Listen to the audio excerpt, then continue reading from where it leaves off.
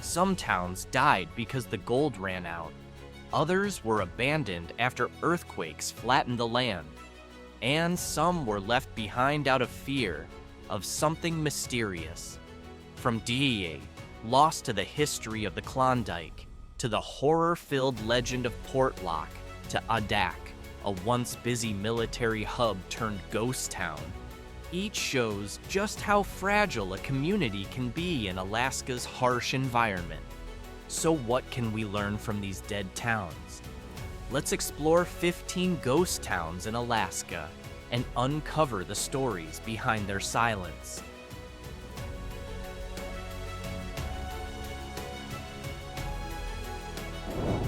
Our first stop is Dyea, a settlement born during the Klondike Gold Rush. It was the starting point of the legendary Chilkoot Trail, a snow-covered, steep mountain path crossed by thousands of gold seekers. But Dyea had one fatal flaw. Its harbor was too shallow. Slowly, the town faded as buildings collapsed into the forest and marshes reclaimed the land. Today, Dyea is part of the Klondike Gold Rush National Historical Park. Visitors can hike the Chilkoot Trail, visit old graveyards, and feel the silence that stands in stark contrast to the chaos of more than a century ago.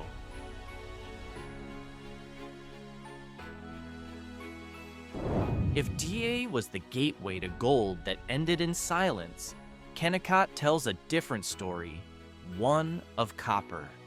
In the early 1900s, miners discovered one of the richest copper deposits in the world in the Wrangell Mountains.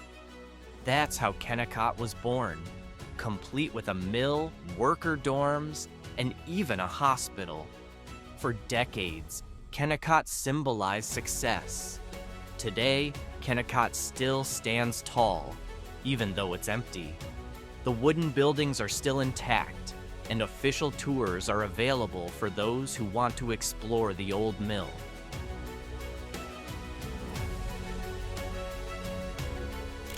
Portage was once a small community located about 30 miles from Anchorage. It served as an important stopover between Anchorage and Seward. Everything changed in 1964 when the Great Alaska Earthquake, a magnitude 9.2 quake, one of the strongest ever recorded, struck the region. Residents were forced to relocate to nearby towns like Girdwood and Anchorage. Portage was never rebuilt. What's left are collapsed wooden homes, leaning power poles, and parts of an old school building, still visible from the highway, standing crooked among marshes and dead trees. Next is Ukivok, a haunting symbol of a traditional way of life slowly fading away. This ghost town was once home to an Inupiat community that lived on the steep cliffs of King Island. Imagine it, a rocky island so vertical that hundreds of wooden stilt houses were built directly into the cliffs. For centuries, Ukivok was home to skilled hunters of whales, seals, and seabirds, people who thrived in one of the harshest environments in Alaska. But by the mid-20th century, modernization began to take hold. Between the 1950s and 1960s, the last residents left the island for good. Since then, the wooden homes have been left clinging to the cliffs, battered by ocean winds and Arctic storms. Today, Ukivok stands as one of Alaska's most iconic ghost towns, known not just for its history, but for its dramatic and unforgettable silhouette.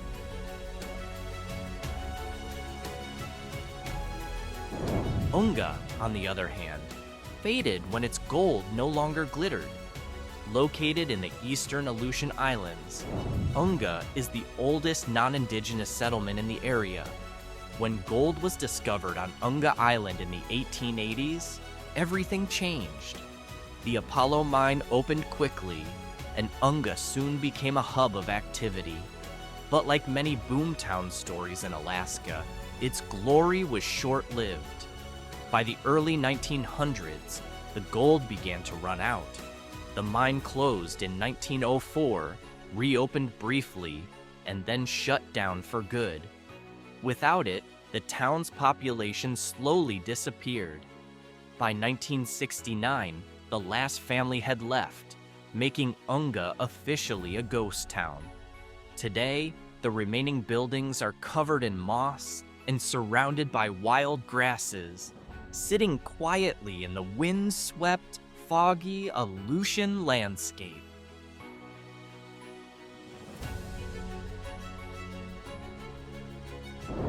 Pilgrim Hot Springs tells a different story, one of spiritual life built in Alaska's frozen wilderness.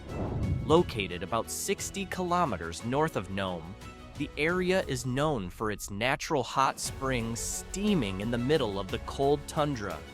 Originally a small farming site, it was taken over in the early 1900s by the Catholic Church, which built a large complex including a boarding school, church, and residential buildings. But the story of Pilgrim Hot Springs wasn't always peaceful. Over time, enrollment dropped, and the mission eventually shut down in the 1940s.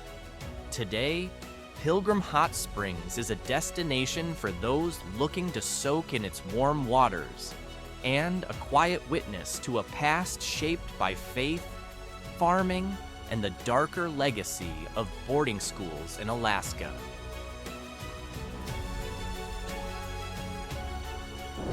Iditarod died because its gold ran out completely. Almost overnight, it transformed from untouched wilderness into a bustling mining town. Thousands of people lived there, complete with hotels, shops, saloons, and even a local newspaper. But like most boomtowns in Alaska, its golden days were short-lived. Within just a few years, the gold began to dry up. By the 1930s, most of the population had already left. Stores closed, buildings were abandoned, and Iditarod officially became a ghost town.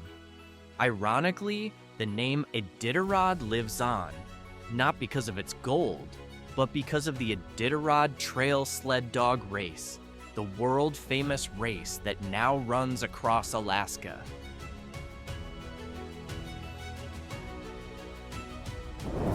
Hyder is a tiny town tucked into the southeastern tip of Alaska, sitting right on the border with Stewart, British Columbia, Canada.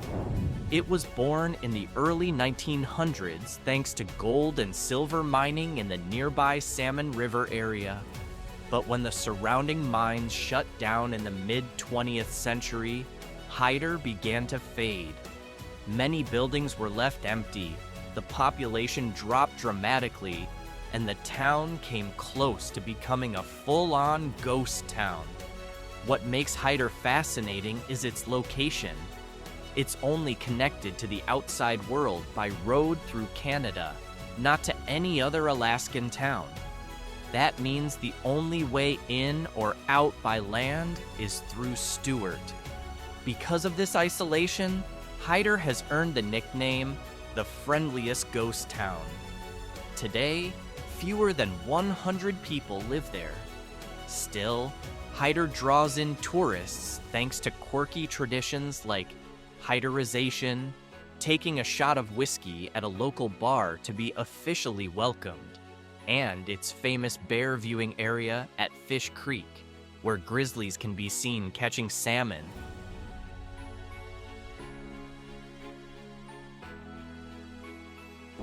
Then there's Yakutat, a place with two faces.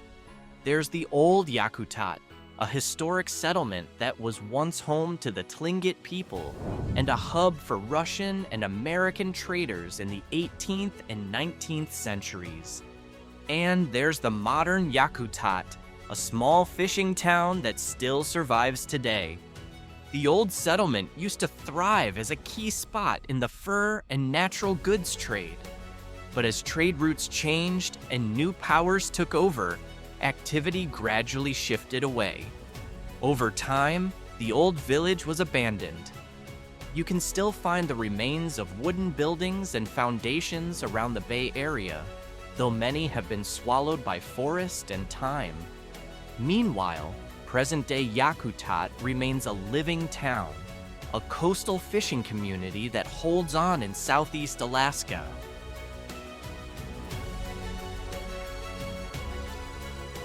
In the early 1900s, Flat was once the richest town in western Alaska. It all started with gold. Thousands of miners came, hoping to strike it rich in the wet, muddy ground around the Iditarod mining district. At its peak, Flat was estimated to have around 6,000 residents, an incredible number for a town deep in the Alaskan interior. But like many gold rush stories, the good fortune didn't last. The gold began to run out, the cost of living and operating rose, and people slowly left. Now, all that remains are old wooden buildings, rusted mining equipment, and quiet roads that were once the lifeblood of a gold town. Flat is often called the best preserved ghost town in Alaska because so many structures are still standing despite being abandoned.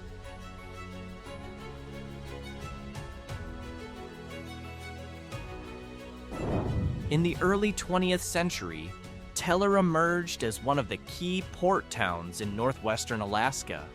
Its location on the edge of the Seward Peninsula made it a strategic entry point to the interior goldfields, including Iditarod and Nome, but its glory didn't last long. As Nome developed faster and became the dominant mining center, Teller's importance faded quickly. Miners started choosing the more direct route, and Teller gradually lost its momentum. Many buildings were abandoned, leaving behind traces of a port town that once briefly thrived. Interestingly, Teller hasn't disappeared completely. A small community still lives there today, mostly Inupiat people.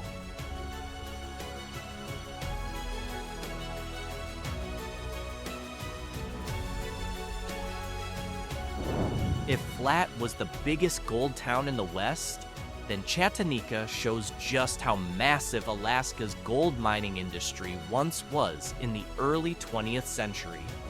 Located about 30 kilometers north of Fairbanks, Chatanika was the heart of the Fairbanks Exploration Company, FE Company, a giant gold mining operation. Picture this: giant gold dredges, machines the size of buildings, digging up earth, sifting gravel, and separating gold from the mud. But like the classic gold town story, Chatanika's heyday didn't last.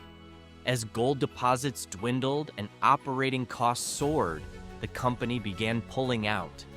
Today, what's left are the ruins of massive dredges, some still visible, standing as silent monuments to Alaska's industrial gold rush era.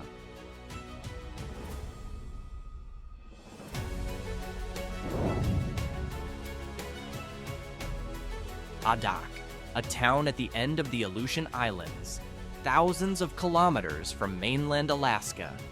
Once, this was a major U.S. military base during World War II and the Cold War. At its peak, Adak was home to thousands of soldiers and their families. But after the Cold War cooled off, the need for a military presence in Adak dropped sharply. The Navy officially shut down the facilities in 1997, and thousands of people left the island. The result? Dozens of empty housing blocks, abandoned school buildings, and decaying military barracks, all battered by the harsh Aleutian winds. Today, a small number of people still live in Adak, just around 100 to 200 residents, mostly fishermen or workers who have stayed behind.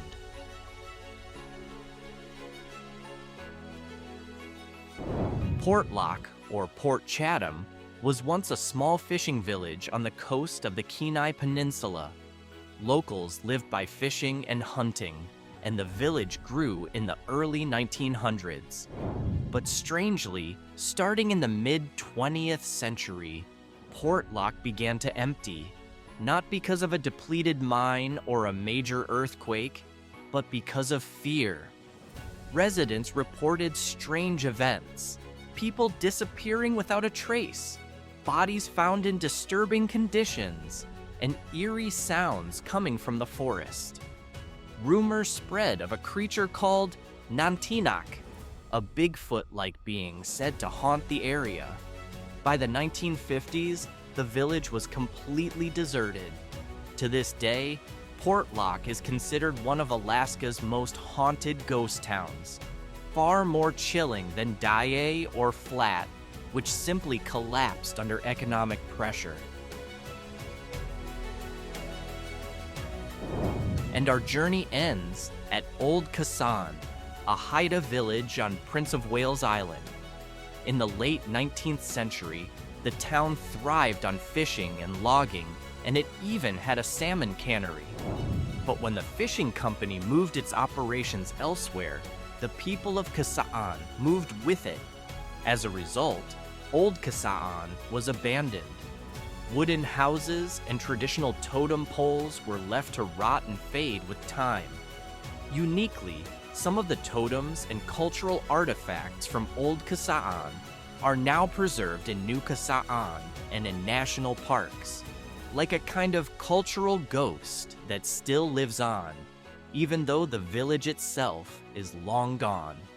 Today, Old Kasaan is completely empty. Only ruins remain.